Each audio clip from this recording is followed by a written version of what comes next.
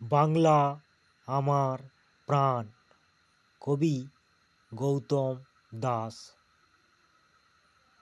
ছোটবেলায় পারিনি বাংলায় কথা বলতে, পারি শুধু ইশরা ইঙ্গিত আওয়াজ করে মনের ভাব প্রকাশ করতে।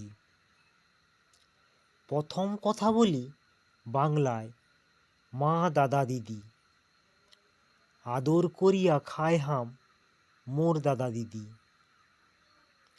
বড় হই জানি মাতৃভাষার গুণ, মাতৃভাষার অপমানে ভাঙে আমার বুক।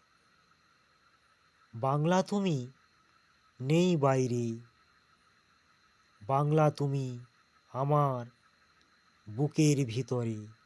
ধন্যবাদ। আমি গৌতম দাস।